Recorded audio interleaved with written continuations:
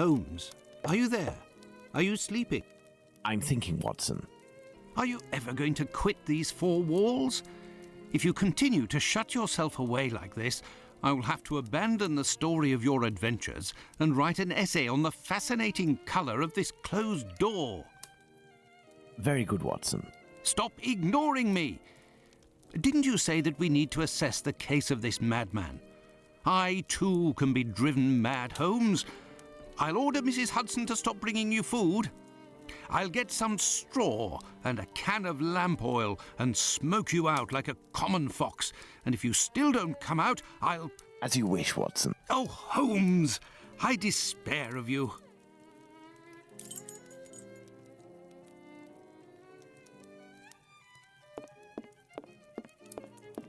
Holmes examined the broken jar that belonged to Finley's tenant. I wonder what this substance is. I don't recognize the odour. Formalin, Watson. This jar contained formalin. Interesting, don't you think? I've been waiting for something for days. Just the tiniest bit of news that would make sense of this whole matter. But there's nothing, neither from the press nor the police. Unless Inspector Aberline is holding on to some information without realizing its importance, which is quite possible. It is time for you to return to the police station in Whitechapel, Watson. And didn't you tell me that you had a matter to take care of it? Take advantage of it to learn more about this pill and its contents. Ah, but Holmes, it's late, and spending another night in this district is hardly my idea of entertainment. I know, Doctor, but we don't have any choice. Time is against us. Take your pistol in case you run into any troublesome characters. Fine, as you wish, Holmes.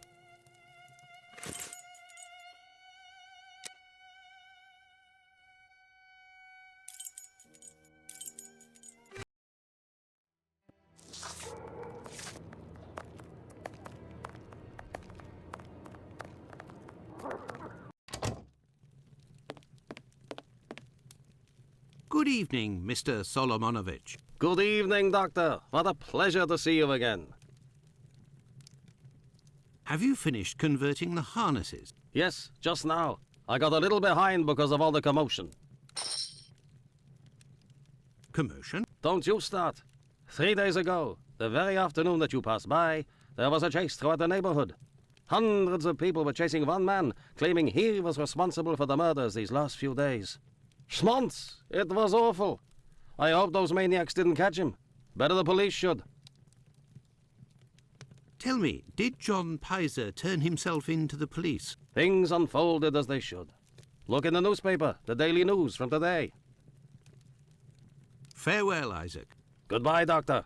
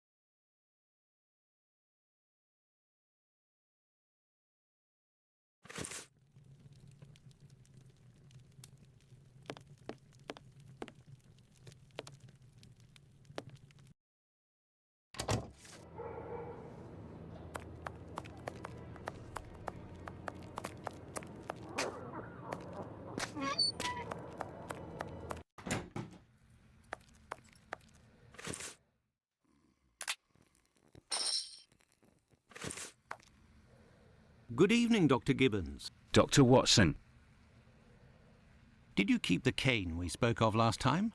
I was going to sell it tomorrow, would you believe, having not heard word. Here are your harnesses, Doctor. They are top quality, I'd say. Definitely worth the price of this walking stick. Here, it's yours. Do you have any formalin here? No, definitely not. They have it in university hospitals to conserve anatomical specimens in jars. But in a little clinic like mine, we don't keep anything but bad memories. Well, farewell, Doctor. Goodbye, Dr. Watson. I must go to Miss Bella's.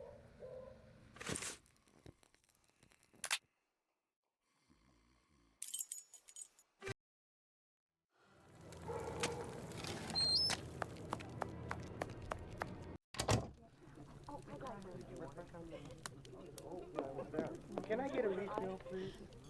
Good evening, ma'am. Your door was open. Isn't that a little dangerous? Hello, Doctor.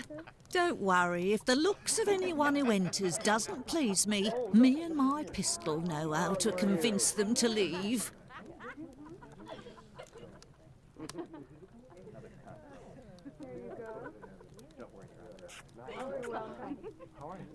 Do you happen to know Annie Chapman, the poor woman who was killed 3 days ago? Dark Annie? Pooh, like all the drifters in the area, I've seen her once or twice. With respect to the dead, Annie really was the bottom of the barrel. What do you mean? Well, in our profession, the pretty young ones go out when night has barely fallen and don't have a problem finding takers. But poor girls like Annie or Polly Nichols, who aren't as tender and are often sick, sometimes trudge around for a whole night in the cold and the rain before landing a client. And that doesn't help their appearances either. They don't have much choice about paying for a bed for a few hours, a glass of gin or a hot meal. How terribly sad. That's the price of survival in Whitechapel, my angel.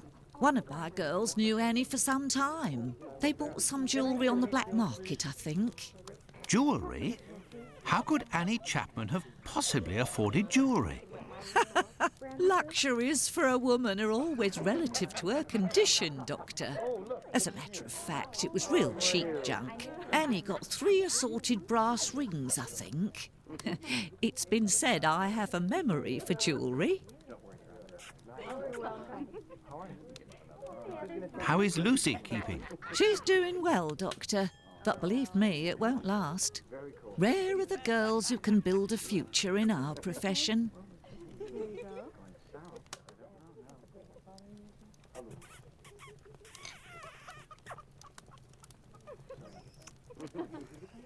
Hello. For a drink? Thank you. There you go. Oh, you're welcome.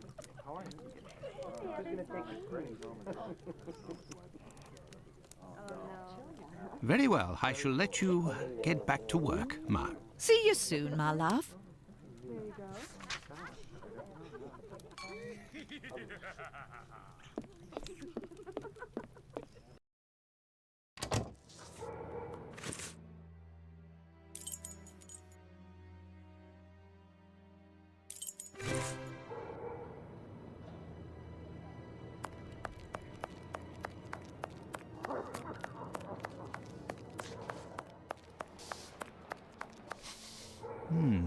There is a strong smell of gas.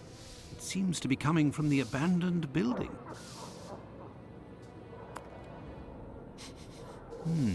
There is a strong smell of gas. Good evening, Finlay. How are you? Oh, good evening, Doctor. So. And you? It smells of gas here.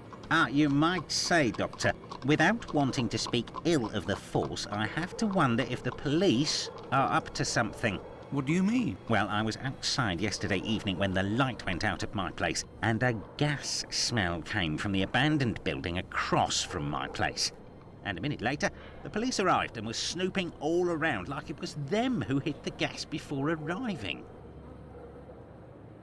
Have things sorted themselves out with your strange tenant? Don't talk about it, Doctor. That man is truly bizarre. He goes to the most sordid locations once night falls. 3 days ago, my wife told me she saw him come in with blood-stained clothes and a fearsome look. Interesting. What does he look like, and how old is he? Oh, he's my age, give or take, so the other side of 50. He's always dressed in a striking manner, with an American hat. He's big, close to 5'11", I'd say. He has a strange voice, not just his accent, see, his voice. Very well. Goodbye for now, Finley. Goodbye, Doctor. Now then, let's go to the police station.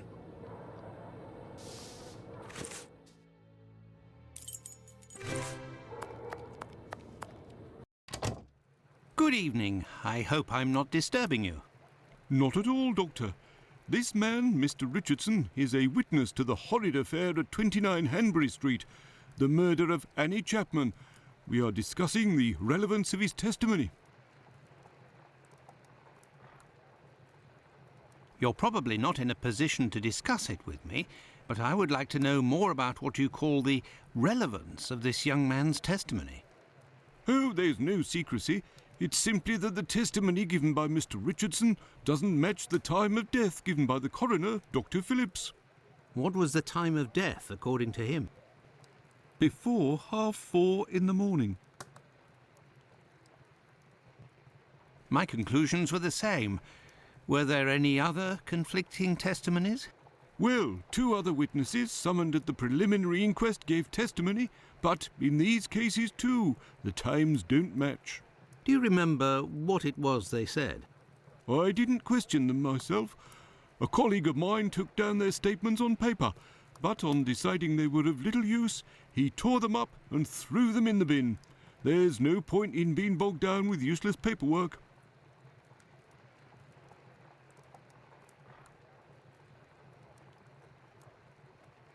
I will take my leave, Humphreys. Goodbye, Doctor.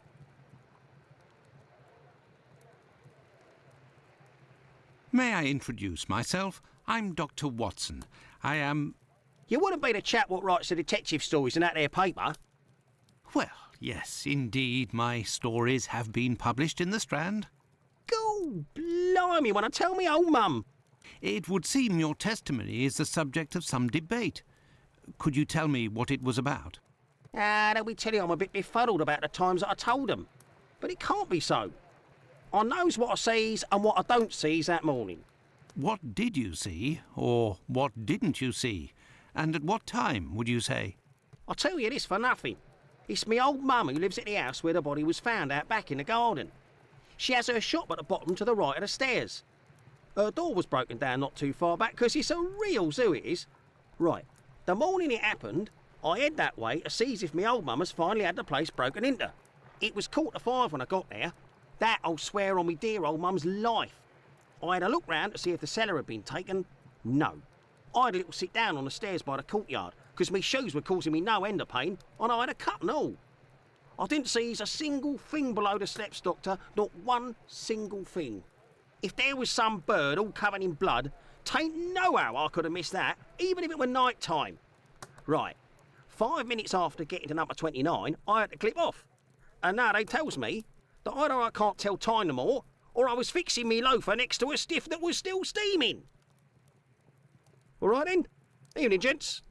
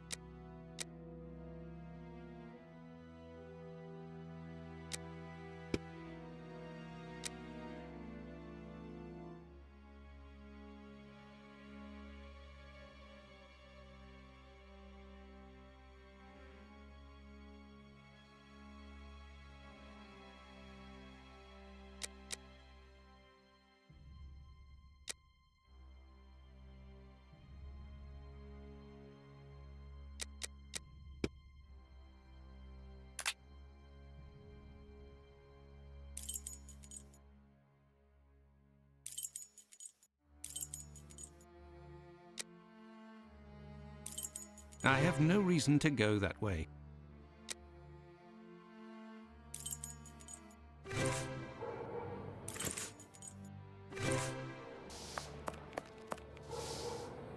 Anything else, Doctor? Very well. Goodbye for now, Finley. Good. Now then, let's go to the police station.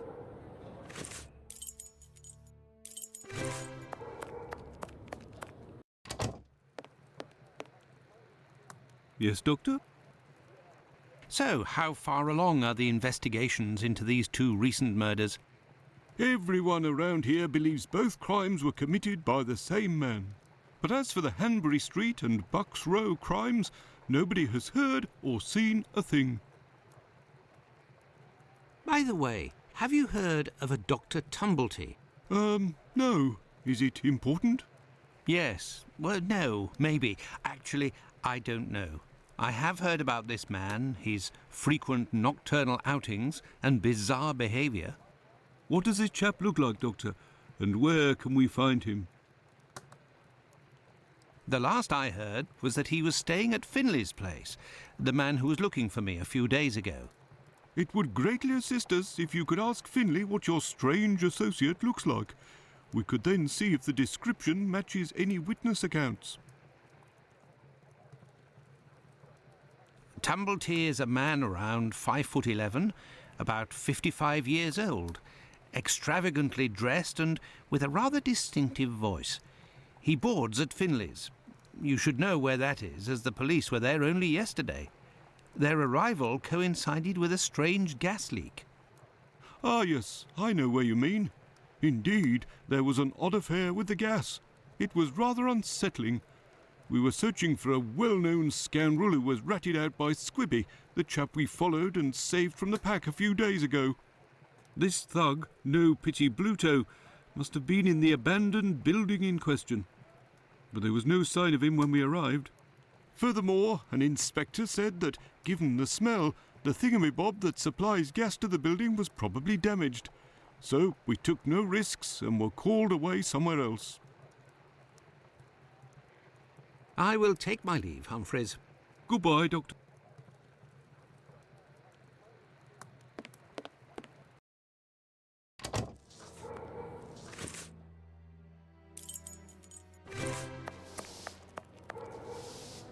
Anything else, Doctor? Very well. Goodbye. Goodbye.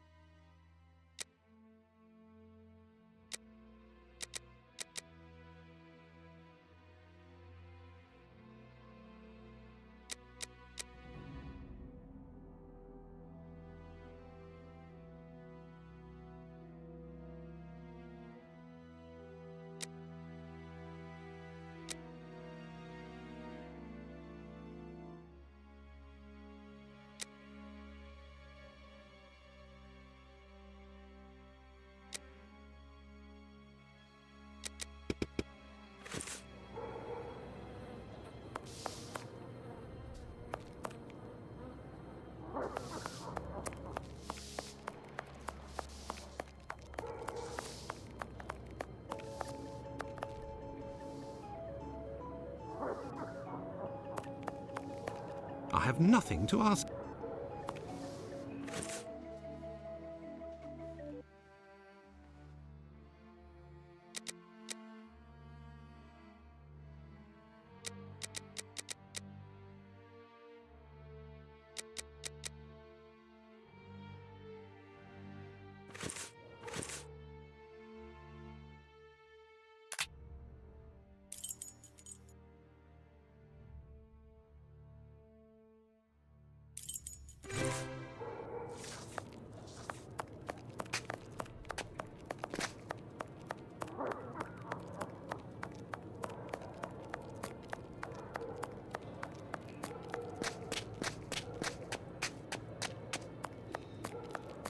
The wasp's nest.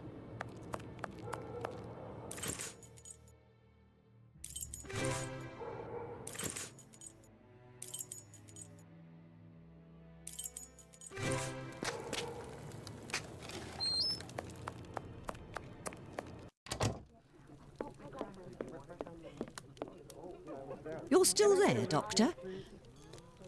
Very well, I shall let you... See you...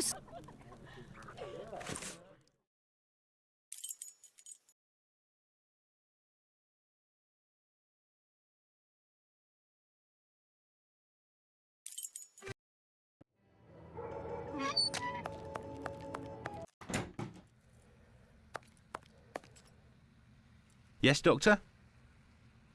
Well, farewell, Doctor. Goodbye, Dr.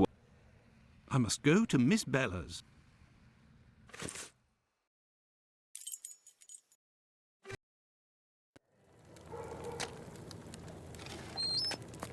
Out of the way, I don't like the...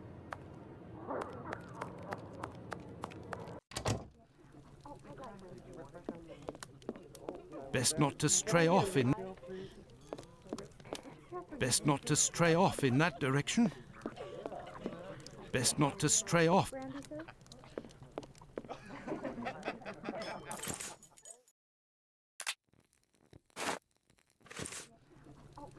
You're still there, Doctor? I found the cane that was stolen from your client. Here it is. Doctor, you are a real saint, I can see that. I'll finally be able to present my bill to this damned painter. If by chance you see him, tell him that a little surprise awaits him here. You told me you would give me some information on this Dr. Tumblety. Agreed. He's a Canadian or an American. He parades from time to time through the neighbourhood in a 50-guinea suit and acts like a doctor. But for business, he isn't worth it. This damn Yankee hates women. The few times that he was approached by the girls, he spit on them, all the while hurling insults. It would seem that he was hunting for the bad boys. He's looking for trouble, that animal. Does he frequent any pub in particular? Aye, the Wasp's Nest on Burner Street, I think. A seedy spot even by our standards. Very well, I shall let you... See you soon.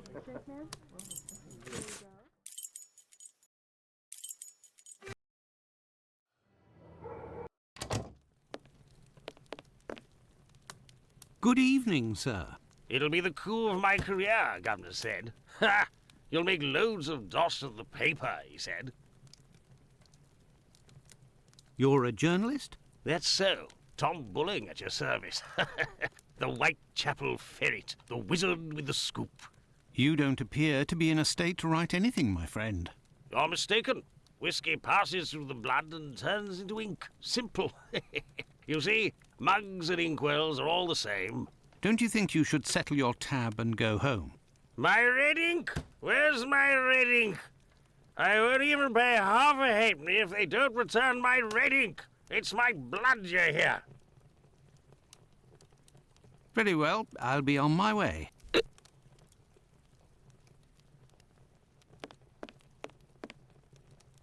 Good evening, sir. Well, I know you. Why, we met at Miss Poolman's the other day. So you've come to slum it in Whitechapel, eh? Do you know Dr. Tumblety, a Canadian or American chap? Quite an extravagant dresser. Frequents this pub now and then. Are you intimate? No. What do you mean by that? Oh, nothing. Nothing at all. I just wanted to prove my discretion concerning this man, insomuch and so far as I know him. You wouldn't like it if one day the tables were turned and everyone was talking about why you were in the borough. Isn't that so? As it happens, I saw Miss Pullman recently. She told me that she couldn't wait to see you again. She said something about a surprise that is waiting for you at her establishment. Why, that is some of the best news I've heard, my friend. As thanks, I would like to let you in on a secret. The man that you were talking about, and whom I happen to know by sight, passed by and went through that little door that you see over there. Another man let him in. They weren't together for more than a few minutes, to be sure, eh? Well, I will continue my search. Ah, love. But what is this person trying to imply? This matter is beyond me. Greetings, my good man. Could I have a pint?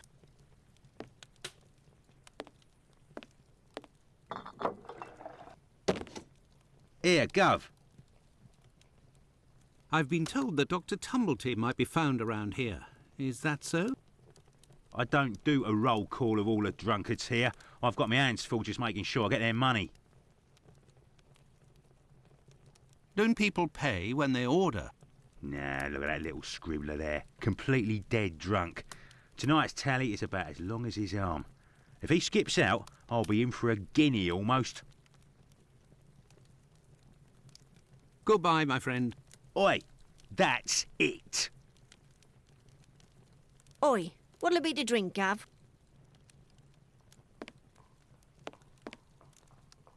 Hey, you can't go in there. It's private. Got it?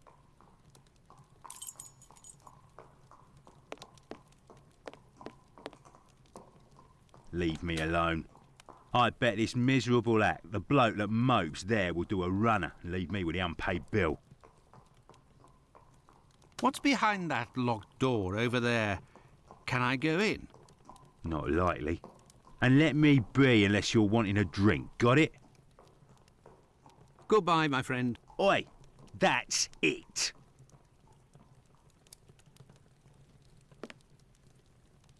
You're the best. The boss told me. My rating... Well, where's she be? Very well, I'll be on my way.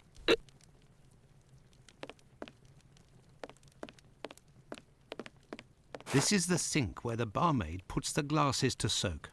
Look, red ink. What's that doing here? The bottle is closed. There must still be some ink inside, and it looks like a glass. The barmaid must have put ink into the sink by mistake. Right. Do I get in your way? Me? If you'll excuse me, sir.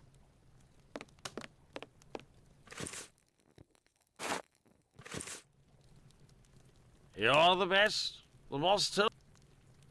I found your red ink, my friend. You should settle up and head home. Thank you, my friend, thank you. The spring-heeled phantom will be revived.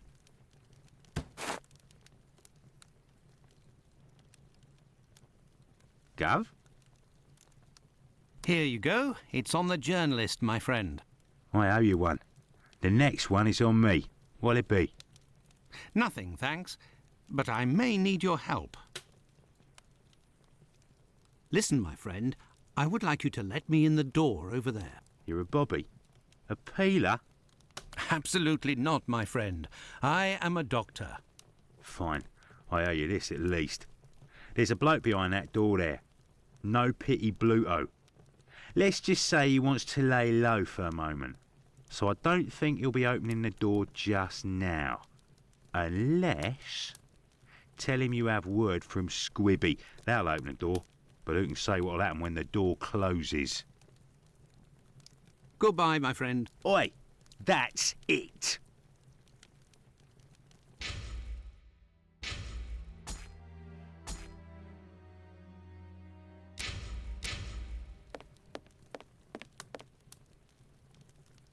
Let me in.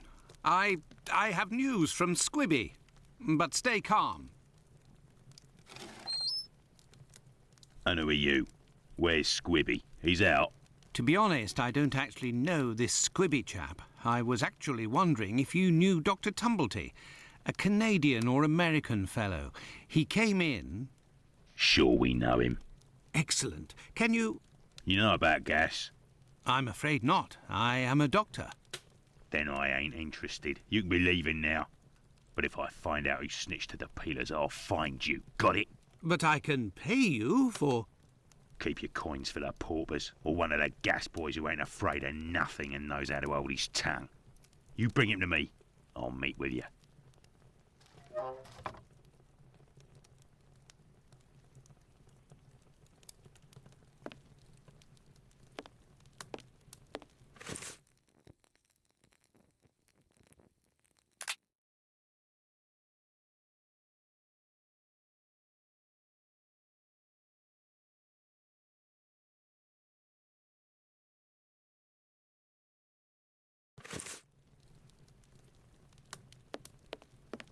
Oi, what'll it be to drink, Gav?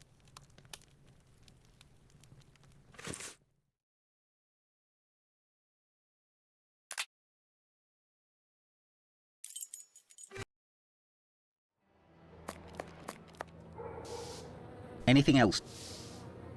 Very well. Goodbye for now, Finn. Goodbye, Doctor.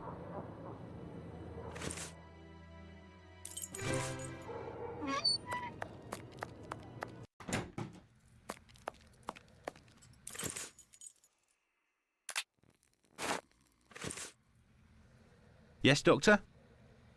Could you tell me what type of pill this is? Yes, we have those here. It's not really a medication. We give them to patients with chronic respiratory conditions like tuberculosis.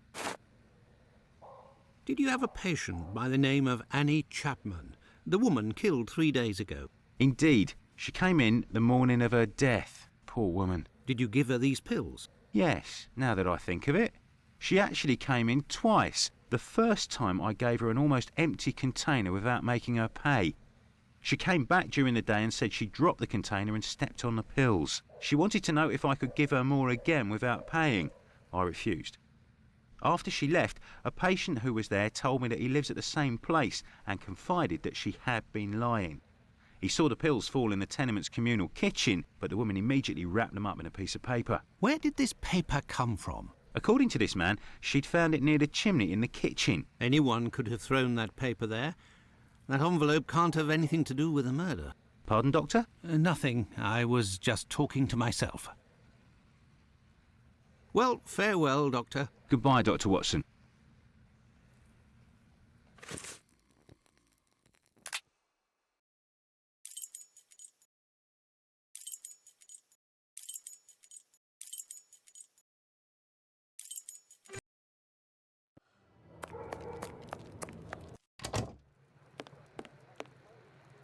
Yes, Doctor. I will take my leave, Humphreys. Goodbye, Doctor.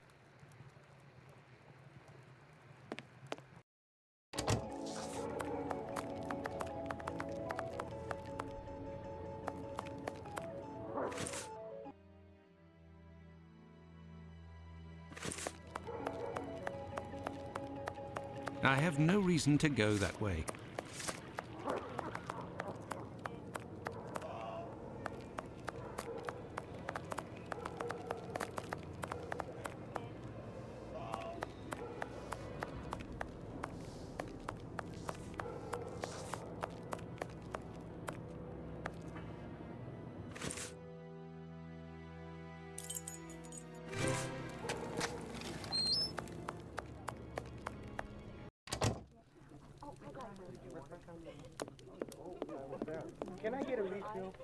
You're still there, Doctor?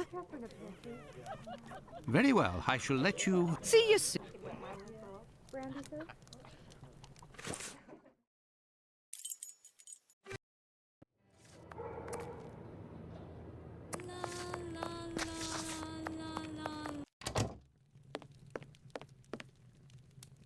What can I do for you, Doctor? Farewell, Isaac. Goodbye, Doctor.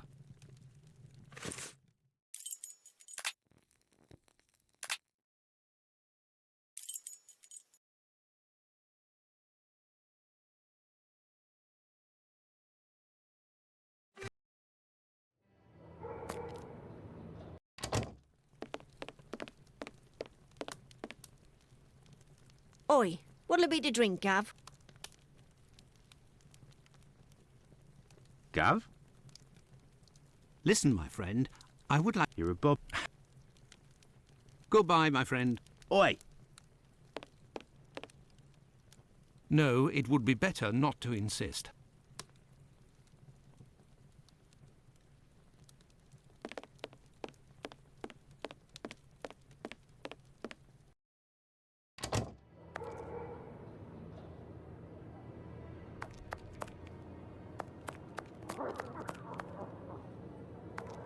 Look, the Club for Socialist Jews, the Cradle...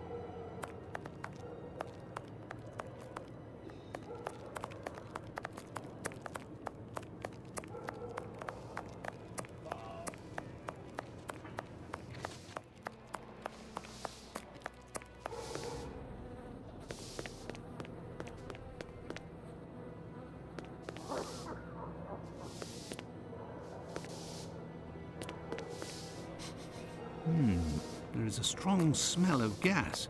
It seems to be coming from the abandoned building.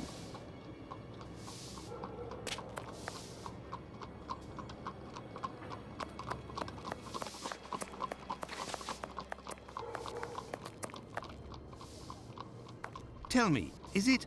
Ah, misery, is it?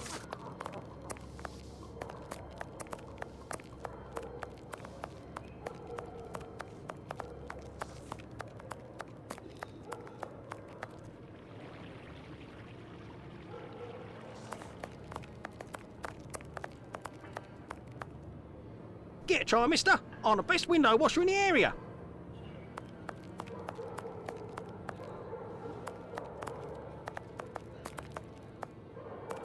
Got a shilling, Gov?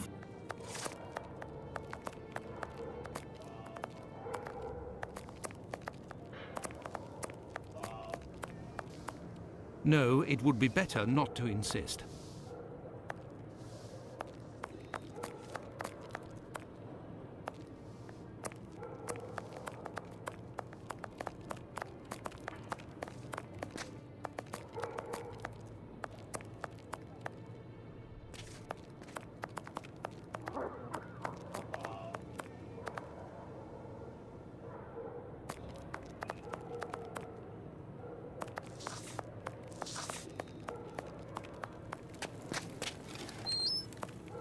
Out of the way, I don't like the look of you.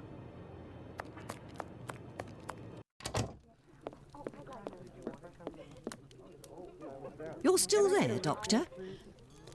Very well, I shall let you get back to work, Mark. See you soon. Brandy, sir?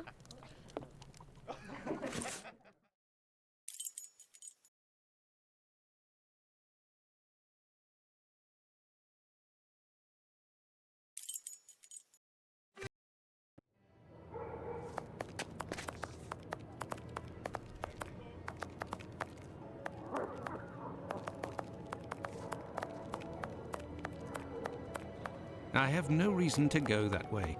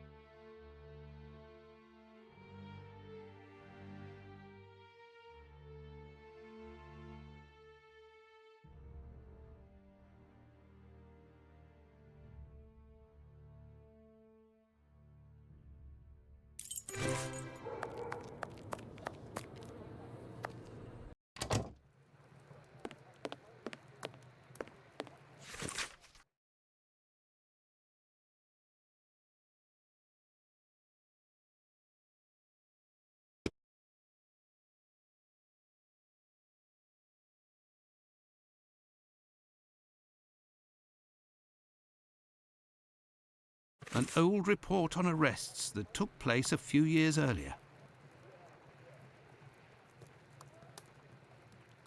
Here are the ripped statements. I can piece them together again.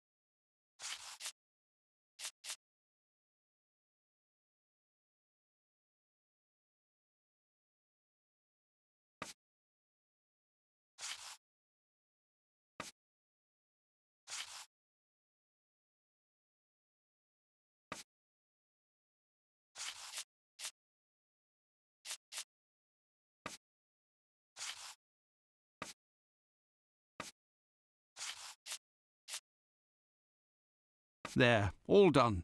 Holmes couldn't have done better himself.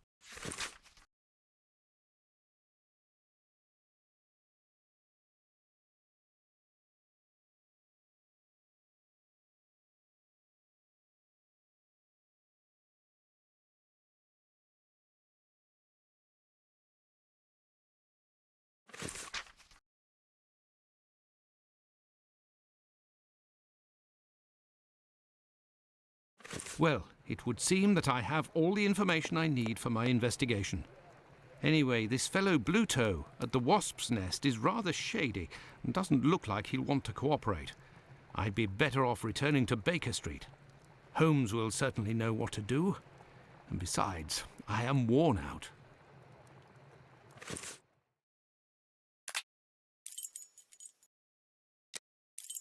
Let's go back to Baker Street. Home, sweet home. There we are, Holmes. I've told you in great detail everything that happened last night. Excellent work, Watson. We shall now be prepared to answer a few questions about the horrible murder in Hanbury Street. Do you think we are now in a position to find out the identity of the murderer of these two women? No, I don't think so. It's outside of our scope and not our responsibility. As much as you've done for Leather Apron and the affair with the pills, our mission is to help the police by ensuring that they don't get caught up following false leads and to point them in the right direction. Let us start from what we know with some certitude. As you have just said, it is almost certain that the same person killed the Bucks Row and Hanbury Street victims. The reason to assume as much are numerous, and I shan't elaborate here. What do these two victims have in common?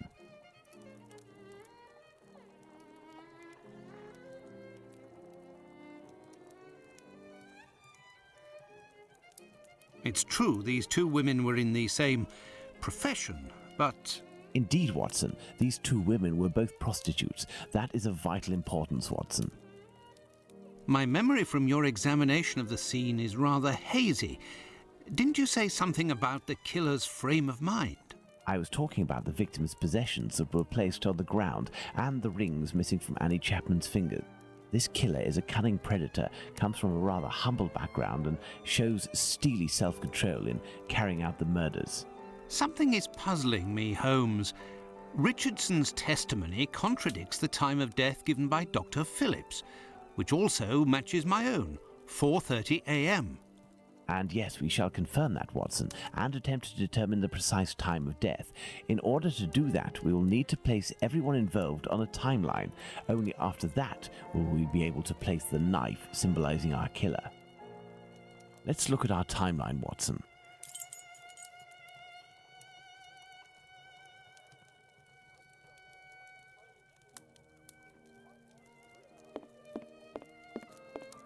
There is nothing more to do here.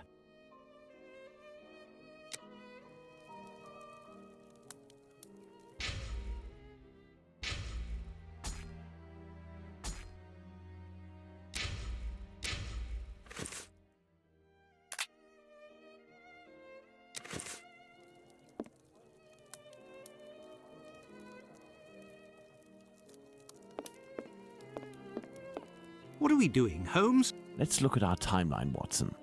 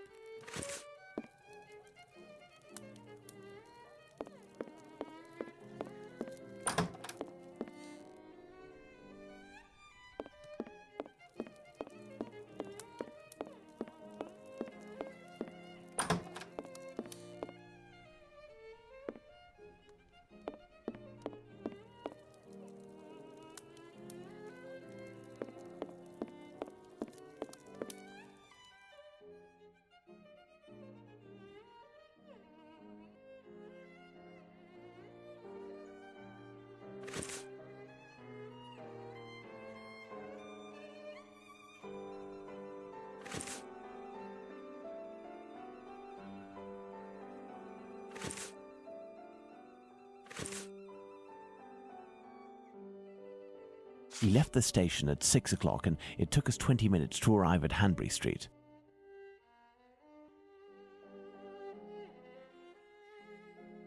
Our arrival at the scene occurred at around 6:20. Given the distance separating the two locations, we can deduce that the corpse wasn't discovered after 6 o'clock and therefore that the murder must have been committed before. Let's put the time of death as assessed by Dr. Phillips on the timeline. The assessment of the time of the murder given by Dr. Phillips and yourself, Watson, 4:30 a.m.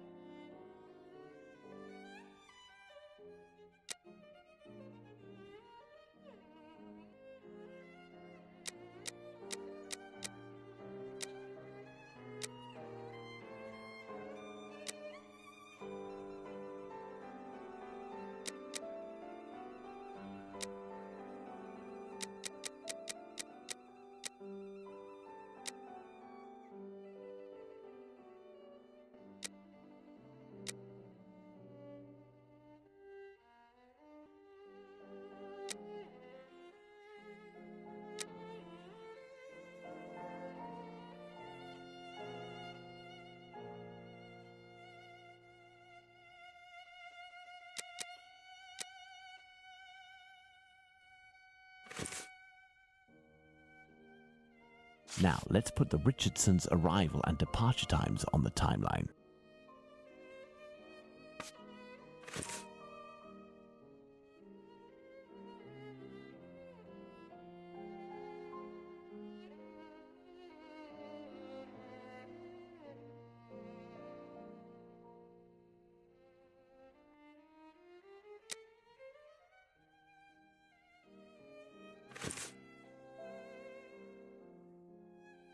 Now, let's put the Richardsons' arrival and departure times on the timeline.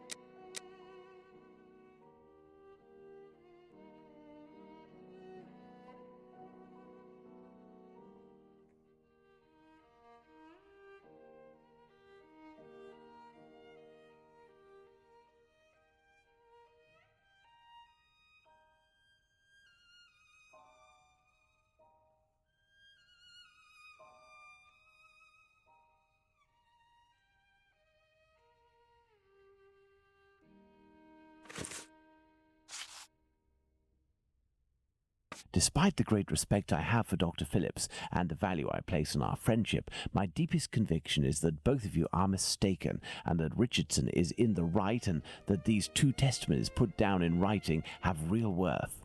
But how? Explain yourself, Holmes. Remember how you assessed the time of death? You touched the fingers and body of the victim, but it was remarkably cold for this time of year. In addition, the corpse had been drained of bodily fluids. Its heat retention was therefore no longer the same as that of an intact corpse. Egad! You're right, Holmes. Oh, I've had some time to research, Watson. Given these facts, my first diagnosis may have been off by half an hour, perhaps even an hour. Thus, we can confirm Richardson's statement and establish that the murder was committed after 4:50 a.m. and not before 4:30 a.m.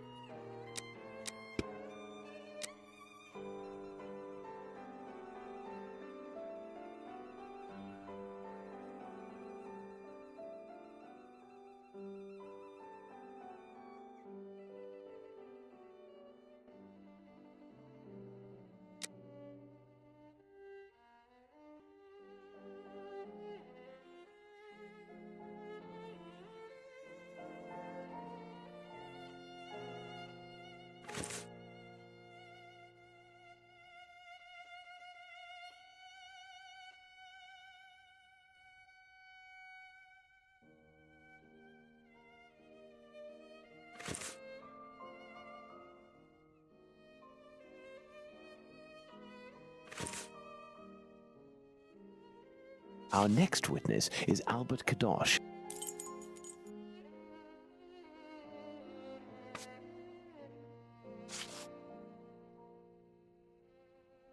Albert Kadosh goes down into his garden at approximately 5:20, and on re-entering his home, hears voices in number 29's garden.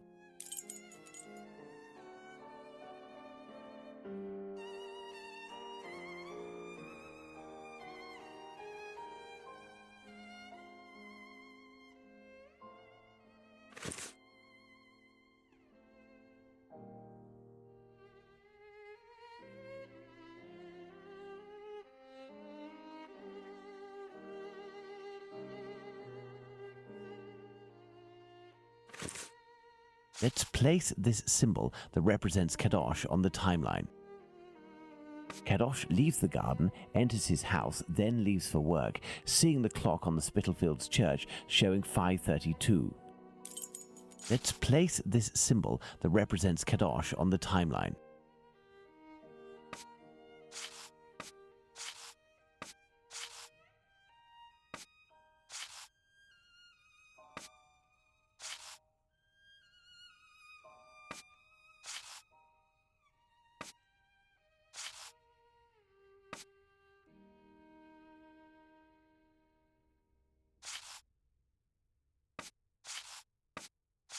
Kadosh goes back down into his garden approximately 4 minutes after having left it, and hears the sound of an impact against the wooden fence.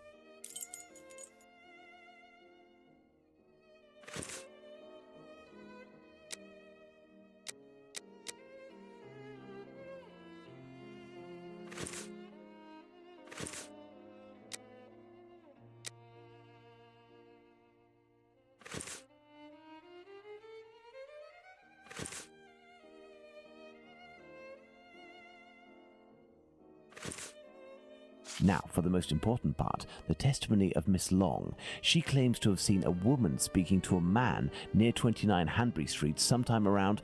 what time, Watson? Let us assume, therefore, that Miss Long's testimony is, as is most certainly the case, true. She places her meeting with the victim at around 5:30, claiming to have heard a clock chime on the half hour at the moment when she enters the street. Excellent, Watson. All our people are now in place.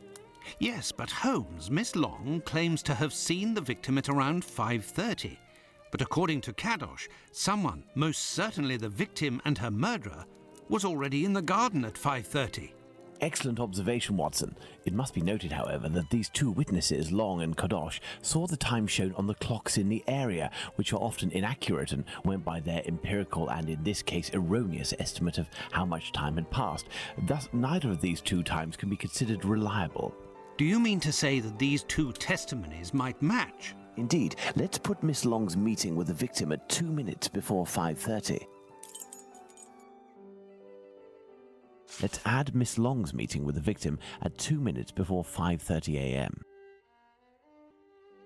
Mr. Kadosh claims to have passed by the Spitalfields church at 5:32, which, given the distance from 27 Hanbury Street, would mean he was still at home at 5:31. Let's therefore put the end of his testimony at 5:31.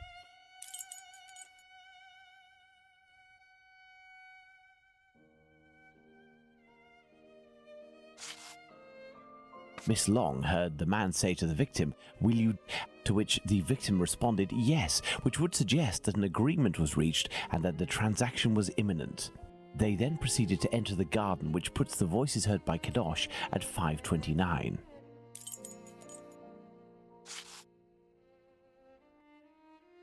We had thought that Kadosh had left 27 Hanbury Street at 5:31 after having heard an impact against the fence. Thus, 2 minutes passed between the moment when Kadosh entered the house after having been in the garden the first time and the moment when he returns to go out again and leave for work. How long did he estimate this interval to be? 3 to 4 minutes. In light of all this, Watson, we can finally establish the time of Chapman's murder. Now, place the knife at the exact time.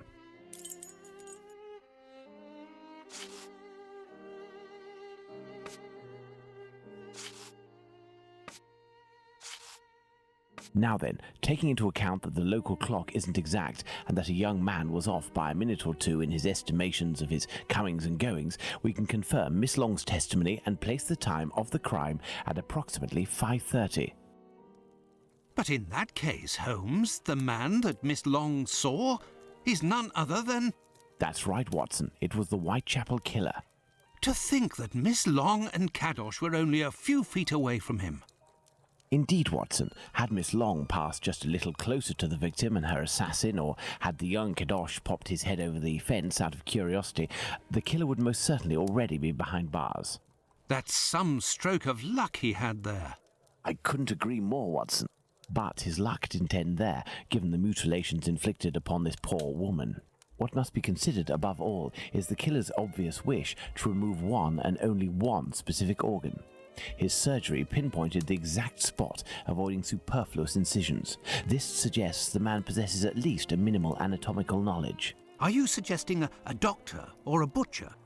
Perhaps, but the possibilities are still too broad to conclude with any certainty. Now for the motive. Despite my almost complete lack of practical experience on the subject, I have a rather precise idea of the usefulness of a uterus and a vagina. Nonetheless, once they are separated from their usual envelope, I am more circumspect as to the uses one can make of them. What do you think, Watson? We need a board, Watson.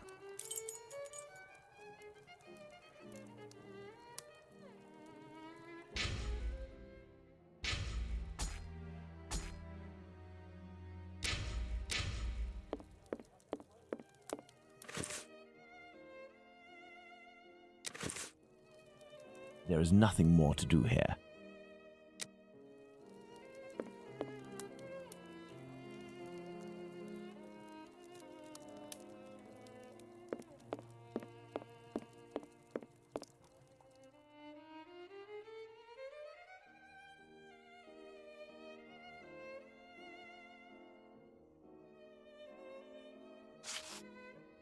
Perhaps it was intended as a study specimen.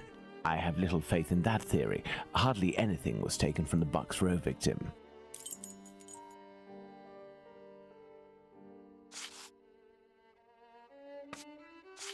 A desire for some sort of morbid trophy. I'd be inclined to dismiss this motive. If this were the case, why would nothing have been removed from the Bucks Row victim? Money, quite simply.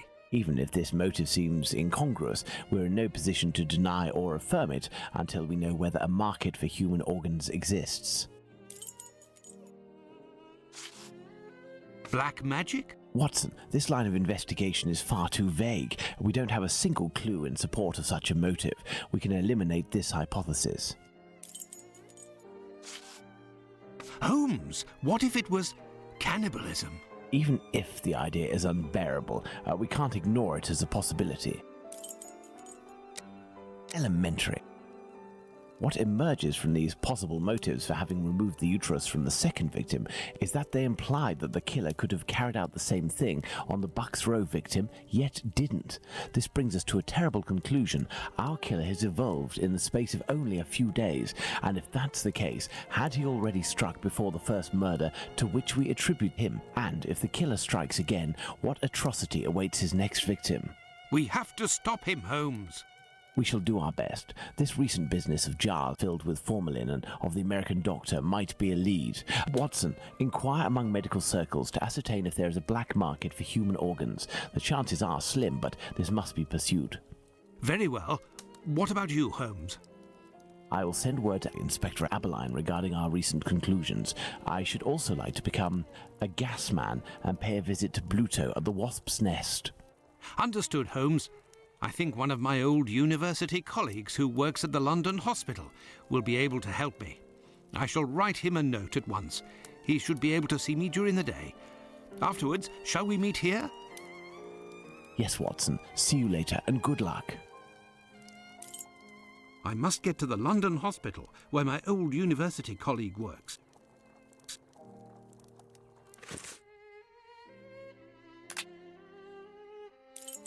To the London hospital, quick! My colleague agreed to meet me here in one of the London hospital rooms reserved for students.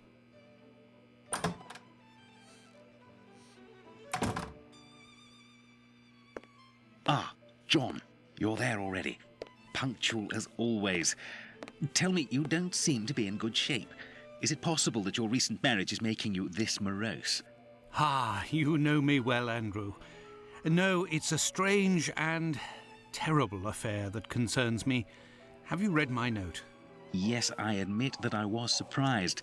It just so happens that I, too, was asking questions about our morgue. What do you think? Have you heard of any organ trafficking within? No, John. No doubt there exists some exchange between colleagues. Not quite legal, of course, but nothing that can qualify as trafficking. Since the Anatomy Act of 1832, which permitted the use of unclaimed corpses for science, the black market trade was definitely halted. There are sufficient subjects available for all practitioners and students. Of this I can confirm. Well, organ trafficking as a lucrative trade is out of the question. Then what is troubling you with the morgue? You are talking about trafficking organs, but I suspect there is trade in whole bodies. What do you mean to say? Whole bodies are disappearing? Well, it's confidential, but I know of your discretion and your friendship with the famous Sherlock Holmes. I can tell you that a few corpses have recently disappeared from the hospital morgue. Cadavers that were intended for dissection. That is to say, not claimed, poor, unknown people. If a single corpse had disappeared, it might have been a bad joke. There are many students who pass through here. It's even a meeting spot. For the majority, they are here to work. A few come here in secret to practice. It also happens that instruments or organs go missing. Nothing alarming, but so many corpses. It's very troubling. But the hospital doctors aren't doing anything? No. That is to say, they would prefer not to call the police at this point. An investigation would no doubt result in the suspension of authorizations for the use of unclaimed corpses. Do you think that you could intercede on our behalf with Sherlock Holmes to clear up this situation? Which corpses are missing? I don't know exactly, but I can make an exact list if you would like to wait here for a few minutes. Feel free to look around the room while you wait. It'll bring back memories. Thank you, Andrew.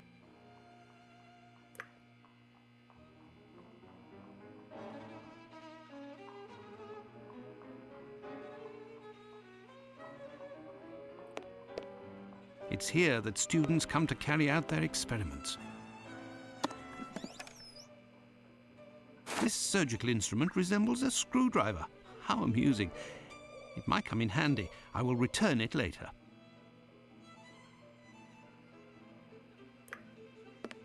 It's here that students come to carry out their experiments. This rag is full of grease. It certainly wasn't used for a dissection. Was someone doing some mechanical work here? These wheeled trolleys are very handy for laying out surgical instruments.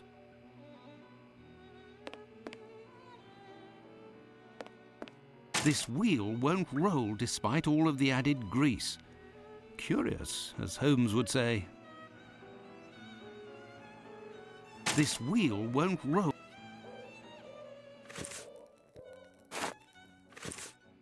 A message. I'll be... Why the devil was it hidden here?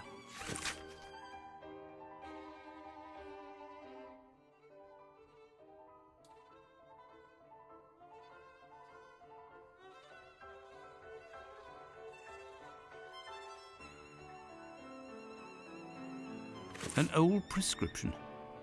Poor child, so young, yet terminally ill. Strange, someone scrawled something. Part of it is in Latin. These are instructions, it would seem.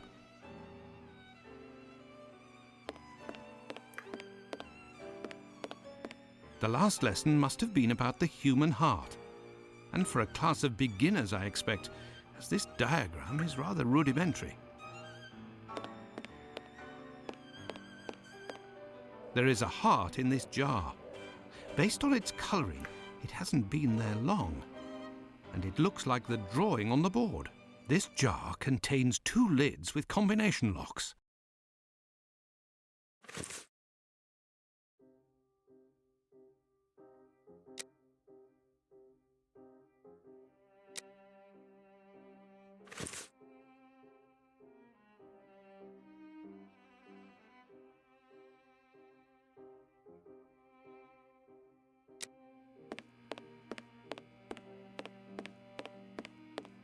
An encyclopedia of anatomy.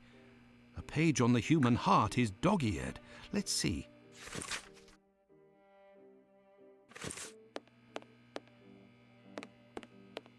It's here that students come to... There is a heart in this jar. This jar contains 2...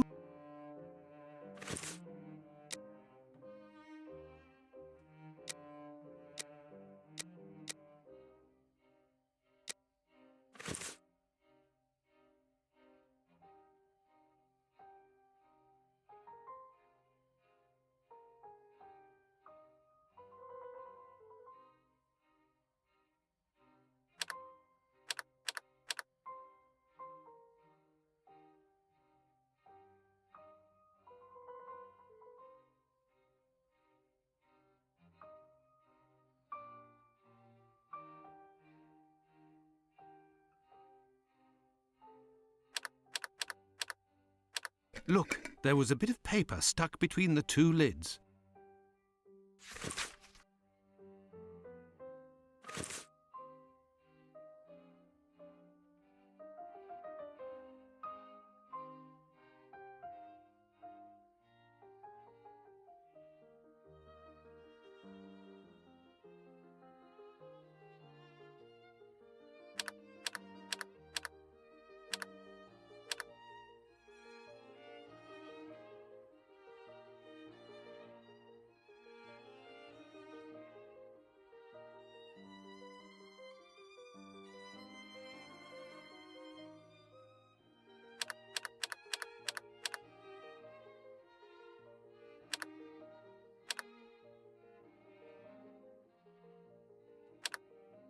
Incredible! Someone has hidden a magnet in this heart. But to what end?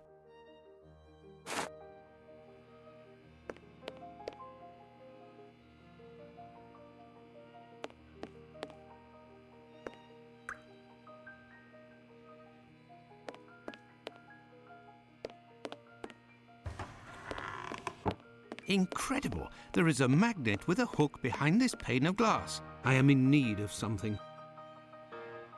Incredible! There is a magnet with a hook behind this pane of glass. I am in need of something.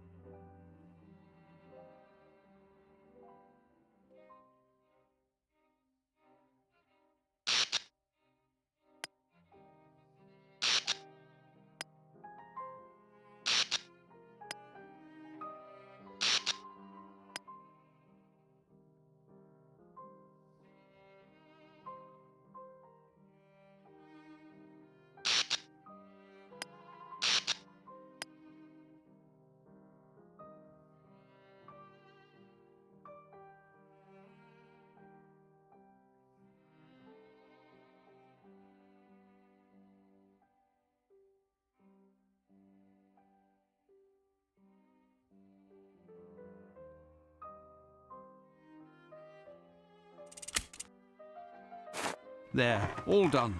Holmes couldn't have done better himself. A hole! I can make out something inside, but how to get it out? I will need a hook. I found it! A coded message. I do believe I will need Holmes. Here is the list, John. The missing corpses are those of a woman, 40 years old, beginning of August, another, 55 years old, 2 weeks ago, and recently, a young woman. These corpses had nothing in common except that they didn't have any apparent lesions. All of this is very troubling. Well, I think that I have all of the information possible, and I promise that I will do what I can to clear up this business. I must leave you, my friend, and... In the name of our friendship, Please, don't go so stare. To be sure. Thanks again, Andrew. it is I who must thank you, John. Don't forget to keep me up to date and say hello to your charming wife for me. Count on me, Andrew. I must go to the wasp's nest to find this rogue that Watson dubbed Bluto. He may be able to provide information on Dr. Tumblety. This lead, although tenuous, is well worth following. I must return to Whitechapel, but it would be better if I did so incognito.